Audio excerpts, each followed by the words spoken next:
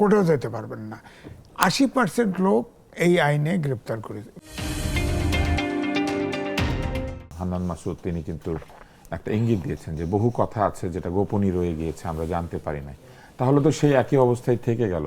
আমরা স্বৈরতন্ত্রের সময় গোপন কথা জানতে পারতাম না, নিজেরা তারা অনেক কিছু করতেন এবং একটা সিন্ডিকেটের মতো ছিল যারা রাষ্ট্র পরিচালনা করতেন। অন্তর্বর্তী সরকারের সময় আমরা শুনলাম যে তারাও গোপনে গোপনে আবার কিচেনে বসে মিটিং করতেন এবং একটা পত্রিকাতে রিপোর্ট এসেছিল যে উনি শুধু মঙ্গলবারে লোকজনের সঙ্গে ডাক দিয়ে কথা বলেন, বিশিষ্ট লোকদের সাথে রাষ্ট্র পরিচালনা কিভাবে হবে, সরকার কিভাবে হবে, এরকম রিপোর্ট এসেছিল উনি থাকা অবস্থাতেই অন্তর্বর্তী সরকারে।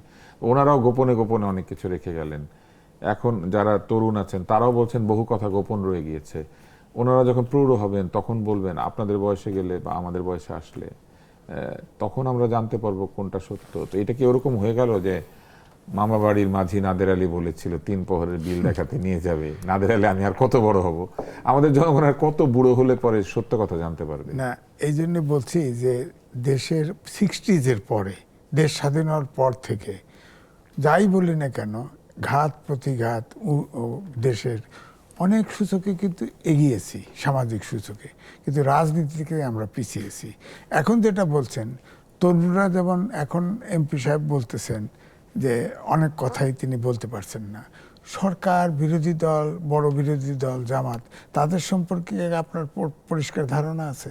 আমাদের কোনো কিছু সম্পর্কে এখন আর পরিষ্কার কোন রাজনীতি আগে অনুষ্ঠান করেই যাচ্ছি পরিষ্কার ধারণা পাওয়ার জন্য, কিন্তু পরিষ্কার ধারণা পাবেন না। তো আমরা এই জন্যই বলছি যে ওই একমাত্র 60s যে আন্দোলনগুলো হয়েছে তখন তো দেখছি সরাসরি, তখন কিন্তু আন্দোলনের রূপরেখা, প্ল্যান এটা পরিষ্কার ছিল। দেশ স্বাধীন হওয়ার পর থেকেই কিন্তু অপরিষ্কার হওয়া শুরু হয়ে গেল।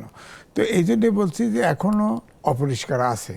আপনি দেখেন, তো দেশ স্বাধীনের আগেও তো ব্যাপারটা গোপন ছিল। পাকিস্তানেরও তো আমাদেরকে কিছু বলতো না, গোপনেই রাখতো, টাকা পয়সা এখান থেকে নিত, ওইখানে ইসলামাবাদ বানাতো। না, সেটা তো পলিটিক্যাল পার্টির লোকজন, তো আওয়ামী লীগের লোকজন বা তখন যতগুলো পার্টি আছে তারা তো বলতো যে আমাদের কাগজ ওখানে নিয়ে বাইন্ডিংস করে। আমাদের এই অঞ্চলে অনেক স্বচ্ছ ছিলাম আমরা, ছিল। তারপরে সরকার তো স্বচ্ছ ছিল না, একটা পর্যায়ে 6 দফা দিল, তারপরে 11 দফা দিল, তখন তো পরিষ্কার হয়ে গেল যে আমাদের এই পূর্বাঞ্চল তখন কি চাই, কোন জায়গায় বৈষম্য, এটা কিন্তু পরিষ্কার ছিল। হ্যাঁ, কিন্তু দেশ স্বাধীন হওয়ার পরে যেভাবে নিয়ন্ত্রণটা আরোপ হলো, রাজনৈতিক নিয়ন্ত্রণ যে পথে চলে গেল, এই ধরেন রক্ষী বাহিনী হলো, এটার একটা উদ্দেশ্য ছিল। এরপরে একদল বাকশাল হলো, সেটার একটা উদ্দেশ্য ছিল। ওখান থেকেই কিন্তু আস্তে আস্তে শুরু হয়ে গেল। ধরেন মোস্তাক ক্ষমতা আসলো, তখন আপনার রক্ষী বাহিনী হওয়ার পরে আমার নিজের চোখে দেখা যে আমাদের এলাকায় ট্রাকের পিছনে কোনো বাহিনীর ছেলেদেরকে বেঁধে পাকা রাস্তায় টেনে হেঁচড়ে মেরে ফেলা দেওয়া হতো, এরকম অত্যাচার ছিল।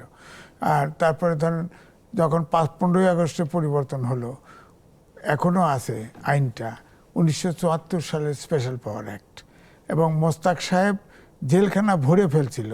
তার 80 শাসক চলে যায়, কিন্তু শাসকের করে যাওয়া খারাপ আইন তো যায় না। 1974 সালে স্পেশাল পাওয়ার অ্যাক্ট এমনভাবে করা হয়েছিল, ওখানে ডিটেনশন বলা হয়, সেটা আপনি কোর্টেও যেতে পারবেন না। 80% লোক এই আইনে গ্রেপ্তার করে জেলখানা, সন্দেহভাজন হলেই গ্রেপ্তার করা যায়। সরকার ইচ্ছে করলে যে কাউকে আপনারা ধরে রাখতে পারে। এটা হচ্ছে কালা কানুন নামে খুবই পরিচিত ছিল, কিন্তু সেই কালা কানুন তো পুরোপুরি বাতিল হয় নাই। না, পুরোপুরি না, বাতিলই হয় নাই।